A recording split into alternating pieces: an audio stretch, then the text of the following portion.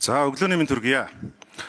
Тэгэхээр энэ 1992 оны үндсэн хуулиас хойш 30 гаруй жилийн хугацаанд бид эрх зүйт нийгмийг төлөвшүүлэх, хуулийн засаглалыг хэлбэрлэлтгүй хэрэгжүүлэх, хүний эрх хэрэгжлөөг хангах, парламентын цэцгэлийг бүрдүүлэх гэсэн энэ цогц зорилгоодын төлөө явж байгаа. За энэ хүрээнд бол парламентын шинжилэл бол үндсэн хуулийн одоо нэмэлтээр харьцангуй бас одоо гишүүдийн тоо нэмэгдэж ард түмнийг төлөөлөх парламентын чадвар нэмэгдэж улмаар бас гүйцэтгэх засаглалд хяналт тавих боломж бол онлын дагуу хувьд бол нэмэгдсэн байна. За ингээд яг парламентын чадварыг одоо идэвхжүүлэх гол одоо зарчим бол Монгол улсын энэ тусгаар тогтнол үндэсний аюулгүй байдал, олон улсын тавцан дээр Монгол улс арчлан авч үлдэх гэсэн том ирмэлцлийн төлөө хийгдсэн зүйл гэж үзэж байгаа. За нөгөө талд нь бол шүүх эрх мэдлийн энэ шинжилгээ асуудал байна. Тэгээ би асуултыг бол ерөнхийлөгчийн хамгийн газрын дараа Гомбч хувийн Зандан шатар дараагаас асууж байгаа. За энэ хүрээнд энэ прокурорын шинжилгээний асуудал маш учир дутагдaltaй байгаа. За улс төрийн намууд сонгуулаар энэ шинжилгээг хийн гэж бүгдээрээ амладаг. 28 он хүртэл бол 24-өөс 28 он хүртэл хөтөлбөрт бол энэ шинжилэл орсон байгаа. Тэгэхээр энэ прокурорын шинжилэл дэх хүний эрхийг хамгаалах асуудлыг концепцийн хувьд ер нь юу гэж харж байна вэ? Яг өнөөдөр бид нар тодорхой томилгоотой холбоотой асуудлууд дээр ингэ шийдэгдээд явах нь ойлгомжтой. Гэхдээ ард түмэн асар их бухимдалтай байна. Шудраг ёсны хүсэмжлэл маш их байна. Шудраг ёсыг одоо хуулийг гуйл боллоо, дабл стандарт буюу давхар байдалтай одоо хандаад байна. Эрх мэдэлтэй нөлөө бүхий хүмүүст асуудал өөрөөр шийдэгдээд бор зүрхээрээ явж байгаа жирийн иргэдэд хууль хатуу байна гэсэн шүүмжил маш их байгаад байгаа. Тэгэхээр энэ прокурорын шинжилттэй холбогдуулаад энэ хүний эрхийн асуудлыг ер нь яаж авч үзэж байна вэ?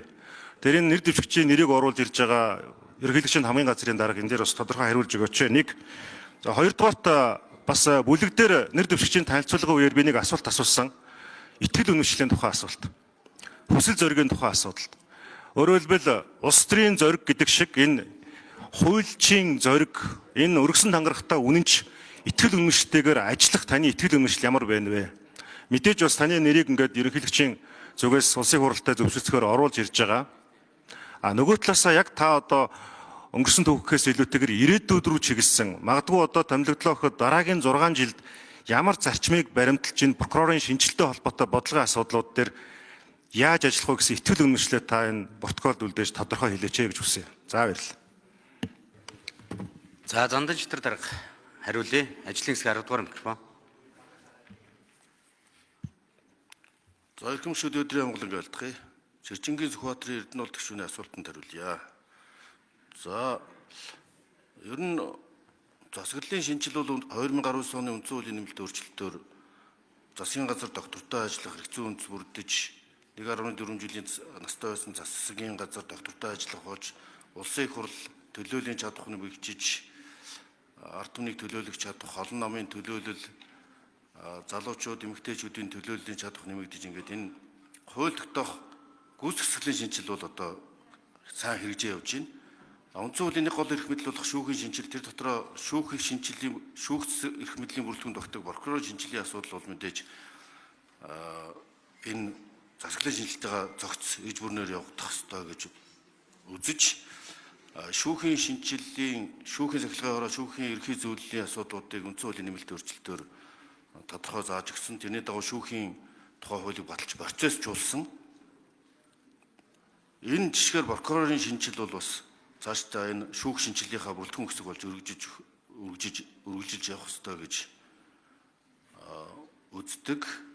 Тухайлбал одоо шүүгч нар, ерөнхий шүүгч байсан шүүгч нар албан тушаалтнуудтай уулзахдаа протокол хөтэлдэг байх. Үндсэн хууль заасан шүүн туслах ажиллагаанд хөндлөнгөөс аливаа албан тушаалтны эрх мэдэлтэн улсын хурлын гишүүд, ерөнхий сайд, дарга ерөнхийлөгч нар бол нөлөөлж болохгүй гэсэн тэр заалтыг хэрэгжүүлэх үүднээс шүүхийн хуульд бол тодорхой процессуудыг оруулж гисэн.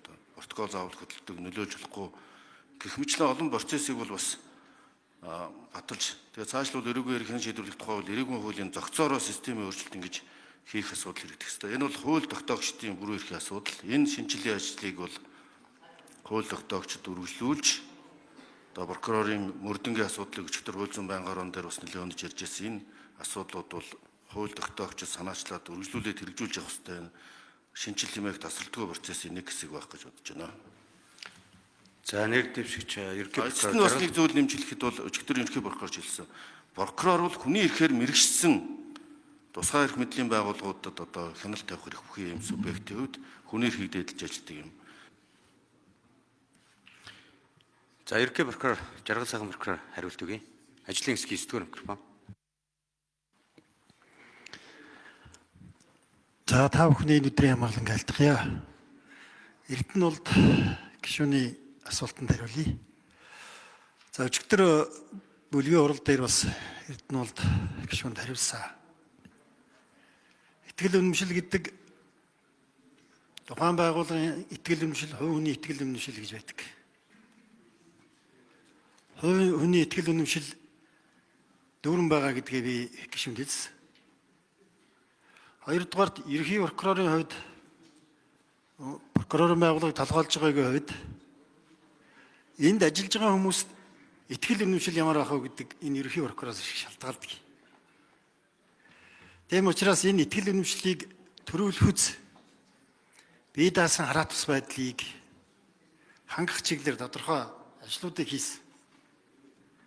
Энэ манай энэ байгууллагад ажиллаж байгаа прокурор ажилтнуудын итгэл За гүйцэж хариулъя. Нэмэлт минут. баттай байгаа гэж би ингэж боддгийг. Прокурорын байгууллага 2022 онд 23-аас 26 онд баримтлага стратеги төлөвлөгөөгөө боловсруулсан. Энэ төлөвлөгөөнд бие даасан хараа тус байдлыг сайжруулах, прокурорын хяналтыг боловсронгуй болгох, захимжуулах гэсэн ийм чиглэлүүдийг оруулсан. Энэ хөтөлбөрийн дагуу бид цаашдаа олон зүйлийг хийх ийм шаардлага үүсэж байгаа.